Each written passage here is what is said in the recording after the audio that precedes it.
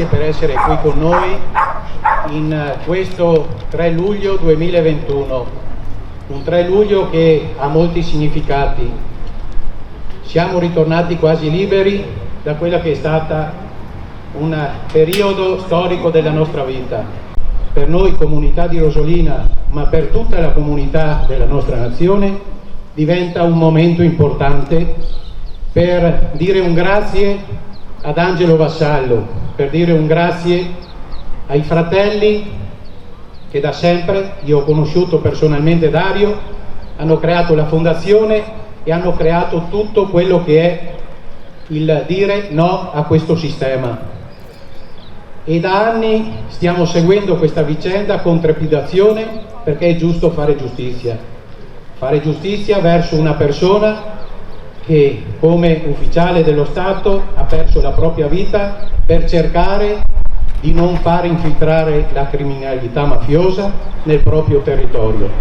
E questo, mi rivolgo soprattutto ai giovani, deve essere il nostro insegnamento e deve essere l'esempio che bisogna sempre avere il coraggio di dire no a chi vuole delinquere, a chi vuole sopraffare la persona per bene. Siamo fuori, stiamo creando delle piccole mafie. Perché le associazioni oggi languono, non hanno nuove adesioni? Perché? Ma perché devi andare là? Non ti conviene, cosa ti guadagni? Bisogna dare questa educazione nelle case, nelle famiglie, oltre che nelle scuole. Siamo costruttori di comunità, non di interessi privati, personali e diciamo egoistici, scusate se mi permetto. Però io vedo questo come un'urgenza educativa estremamente importante. Diceva il Papa, c'è proprio un'emergenza, ma più di un'emergenza, c'è un disastro in quel senso. E adesso ve ne diciamo. Allora, la preghiera che ci ha insegnato Gesù ad essere fratelli, a perdonarci, ad accoglierci, è il Padre nostro. Invito a dirla con me. Padre nostro che sei nei cieli, sia santificato il tuo nome. Venga il tuo regno, sia fatta la tua volontà, come in cielo. È stato molto emozionante, Raffaele ci ha fatto un po' divagare la mente.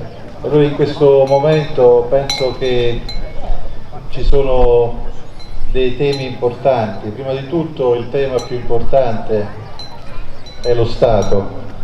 Oggi noi qui rappresentiamo quello che è il vero Stato. C'è il sindaco, ci sono le amministrazioni, altri sindaci, ci sono le forze dell'ordine, al quale va il mio ringraziamento, ci sono le associazioni e c'è la scuola, il volontariato, ma ci sono soprattutto gli studenti. In questo parco i ragazzi diventeranno grandi e forse qualcuno si ricorderà anche di Angelo Vassallo. Noi veniamo da una famiglia di pescatori e nostro nonno ha fatto la guerra 15-18 negli Alpini al fronte, anche se veniva dal mare, e dopo 3 anni di guerra è tornato vivo. Mio padre nostro padre ha fatto il sommergibilista per 3 anni di guerra, la seconda guerra mondiale, ed è tornato vivo.